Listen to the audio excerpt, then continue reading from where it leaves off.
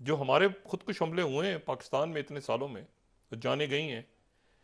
अल्लाह ना करे कभी ऐसा भारत में हो। भारत बहुत तरक्की कर। तो पाकिस्तान भारत को काफी अरसे से मुशर्रफ के जमाने से ऑफर कर रहा है कि आप एक छोटी मोटी जंग करके पीओके ले लें। यानी जंग करके इसलिए कि फेस भारत का तो ये सोच भी नहीं सकता, ये 3 दिन नहीं लड़ सकते, 3 दिन के अंदर इनका बाजा। जनरल वी के सामने एक बार कहा था, we will get PoJK and GB, PoJK and GB without firing a bullet. अब बिना बुलेट फायर करे तो ऐसी कोई समीकरण बिठाना। पाकिस्तान फंसा हुआ है चारों तरफ से नहीं, पांचों तरफ से। यहां पे हिंदुस्तान जिस तरीके से पोक लेने के लिए कदम बढ़ा रहा है, क्योंकि देखें नरेंद्र मोदी जी को और हिंदुस्तान की सरकार को यह बात कन्फर्म है कि पाकिस्तान जब उसको पता चलेगा कि पोक मेरे हाथ से निकल रहा है, और उसको पता चल भी गया है। पहले अजीत डोवल साहब जो कि उनके नेशनल सिक्योरिटी एडवाइज़र हैं, उन्होंने तो ओपनली कह दिया है कि हम पाकिस्तान को नहीं छोड़ेंगे, यहाँ तक कि हम बलूचिस्तान के अंदर सेसेशन करवाएंगे और आज़ाद कश्मीर। कि ये सब मेरे हाथ से निकल रहा है, तो वो कुछ ऐसा करके बैठेगा कि खुद तो बर्बाद होगा ही होगा, और साथ में थोड़ी बहुत तकलीफ हिंदुस्तान या अफगानिस्तान ऐसे देशों को भी देगा। कोई दोस्ती नहीं है, मैं नहीं मानूंगा इसके। ये आपके कहने पे हो, जिस तरह शहबाज शरीफ हो, चीमा साहब, अब डरना चाहिए इंडिया से। जिस दिन भारतीयों ने चलाना छोड़ दिया, ये शाम को बैंकरप्ट हो जाएंगे। ये हालत से कम पे तैयार नहीं है, और भारत तो कह रहा है हमें कि पीओके भी गिफ्ट में या भीख में नहीं चाहिए, हम जब चाहें पीओके इंक्लूडिंग गिलगित बल्तिस्तान हासिल कर ले रहे हैं। जो है फॉर एग्जांपल, इंडिया एक तगड़ा मुल्क है, हमारे उनके साथ नहीं। जब आप पोजीशन ऑफ वीकनेस से बात करते हैं, इंडिया क्यों आजकल पाकिस्तान को लिफ्ट नहीं कराता? उनको पता है पाकिस्तान पोजीशन ऑफ वीकनेस से बात कर रहा है। ठीक है जी, ये चीजें हैं। सो इंडिया भी इस चीजों को समझता है। जॉइन दोस्तों, पीओके के लेकर एक बड़ा न्यूज निकल के आ रहा है। पीओके पर कभी भी अटैक कर सकता है भारत, और ये सुनते पाकिस्तान मीडिया में पूरा डर पैदा हो गया। दोस्तों पाकिस्तान को भी पता है भारत से लड़ के कोई फायदा नहीं है, कि भारत अभी दुनिया का 5वीं ताकतवर देश है। पाकिस्तान की इकोनॉमी का ऐसा हाल है, 3 दिन तक पाकिस्तान भारत के साथ जंग नहीं लड़ सकता। पाकिस्तान का छोटा मोटा जंग करने का भी औकात नहीं है। दोस्तों पीओके को तो भारत ले गए, पाकिस्तान को भी पता है पाकिस्तान कुछ नहीं कर सकता इस बार। दोस्तों ये सुनने में आ रहा है कभी भी भारत पीओके को ले सकता है, और इसके लेके पाकिस्तान मीडिया में बहुत चर्चा हो रहा है। दोस्तों वीडियो आगे देख के मिलते हैं। यहां पर पाकिस्तान फंसा हुआ है चारों तरफ से नहीं, पांचों तरफ से। यहां पे हिंदुस्तान जिस तरीके से पोक लेने के लिए कदम बढ़ा रहा है, क्योंकि देखें नरेंद्र मोदी जी को और हिंदुस्तान की सरकार को यह बात कन्फर्म है कि पाकिस्तान जब उसको पता चलेगा कि पोक मेरे हाथ से निकल रहा है, और उसको पता चल भी गया है कि ये सब मेरे हाथ से निकल रहा है, तो वो कुछ ऐसा करके बैठेगा कि खुद तो बर्बाद होगा ही होगा, और साथ में थोड़ी बहुत तकलीफ हिंदुस्तान या अफगानिस्तान ऐसे देशों को भी देगा। वो कुछ बड़ा कदम उठाएगा, क्योंकि इनका आर्मी चीफ अभी पिछले दिनों गया था यूएसए, लेकिन खाली हाथ लौट आया है। हुआ कुछ नहीं है, कुछ भी नया नहीं लेके आया। इस वजह से हिंदुस्तान फोक जो है वो काफी ज्यादा जल्दी ले लेगा पीओके।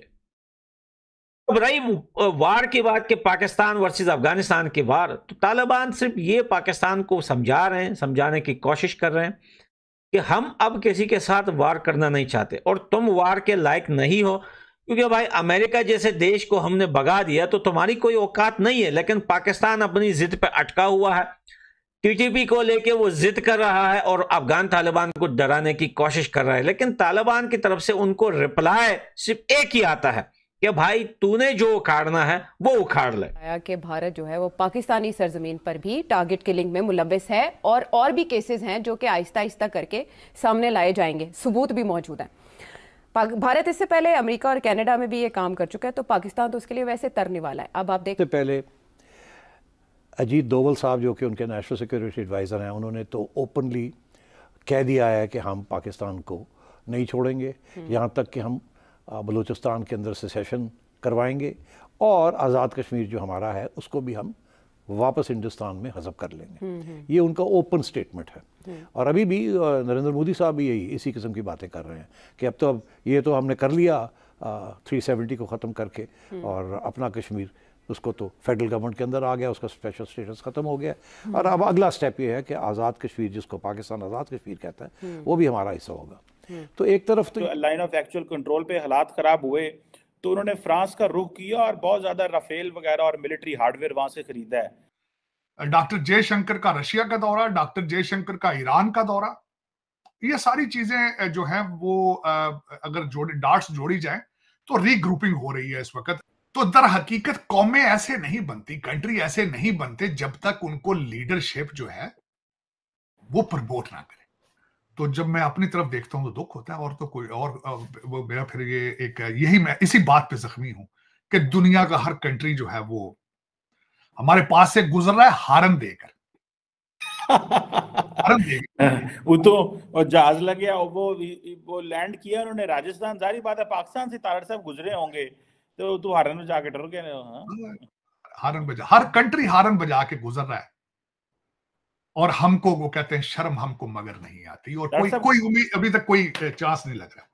कंटिन्यूटी देखें कि 1998 से उस वक्त के जो फ्रेंच प्रेसिडेंट थे याक शराक, तब से लेके इंडिया के कम से कम 25 साल हो गए स्ट्रेटेजिक पार्टनरशिप है। ये कंटिन्यूटी है हमारी। चीन के साथ वो पैडिचंग की स्ट्रेटेजिक पार्टनरशिप है, वो भी चीनी कभी नाराज हो जाते हैं, कभी राजी हो जाते हैं।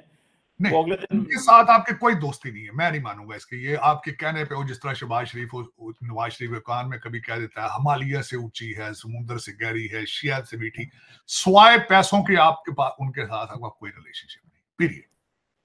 आपका इस वक्त दुनिया के किसी भी मुल्क के साथ रिलेशनशिप नहीं है जहां से पैसा नहीं आ रहा। आप उस दिन से डरे चीमा साहब, उस दिन से डरे जिस दिन इंडिया और चाइना ने अपने रिलेशनशिप ठीक कर लिया, उस टाइम से डरे आप बेचते हैं अपनी दुश्मनी उनके साथ। आप अपना भारत के साथ बॉर्डर बेचते हैं चाइना को, और आज से नहीं बेच रहे, 76 साल से बेच रहे हैं। उस दिन से डरे जिस दिन भारत ने अपने रिलेशनशिप चाइना के साथ अपने बॉर्डर चीजें सेटल कर ली, फिर आप कहां जाएंगे? तार साहब, जिस दिन इंडिया ने चीन से ताल्लुकात ठीक कर लिए, जो अमेरिका और वेस्ट से इंडिया को सपोर्ट आ रही है, वो भी बंद हो जाएगी सारा कुछ। नहीं, तो ये तो एक सपोर्ट कौन सी? नहीं चीमा साहब, सपोर्ट कौन सी? अमेरिका कौन सी सपोर्ट दे रहा है भारत को इस वक्त? तार साहब, वो जो आप तो IMF से ले रहे हैं, उनका तो ट्रेड 191 बिलियन है। अगर जितनी मिलिट्री एडवांसमेंट, जितनी टेक्नोलॉजिकल एडवांसमेंट इंडिया को मिल रही है, अगर वो चाइना के लिए इंडिया को तैयार ना करें तो वो क्यों इंडिया को दें सारा कुछ, अगर चाइना थ्रेट ना हो इंडिया के आगे? चीमा साहब, वो जो दे रहे हैं मजबूरी को दे रहे हैं, सबसे बड़ी बात है। और इंडिया चाइना के रिलेशनशिप ठीक हो गए तो अमेरिका तो वैसे ही मरने पे मारा, अपना बॉर्डर तो बंद कर नहीं सकते, किसी को उन्होंने क्या देना। हाँ, टेक्नोलॉजी की जो बातें कर रहे हैं आप कि ये जी पटाखे बना देंगे, भारत को ये देंगे, उसकी सपोर्ट तेजा बना ना देता, फिर भी उन्होंने बना लेना। वजह क्या है? और यहां भी बनाने वाले अब सारे इंडियन ही है चीमा साहब। अब बल्कि अमेरिका को डरना चाहिए इंडिया से। जिस दिन भारतीयों ने चलाना छोड़ दिया, ये शाम को बैंकरप्ट हो जाएंगे। ये हालत है अमेरिका की अपनी। दूसरी साइड पर देखें, कैमला हैरिस को देखें आप, और कई है, ये तो कुछ भी नहीं है ना। CEO देख लें, अब गूगल देखे, माइक्रोसॉफ्ट देखे, अब देखें तो सही ना, तो लाइन भी तो देखे ना। चीमा साहब, इस वक्त मजबूरी है अमेरिका की, जो मर्जी भारत करता रहे, ये उनके पाँव में पड़े रहेंगे, हिलेंगे नहीं। ये मैं बता खत्म कर दो। वीडियो अच्छा लगा लाइक कमेंट शेयर सब्सक्राइब कर दीजिए। मिलते हैं नेक्स्ट वीडियो।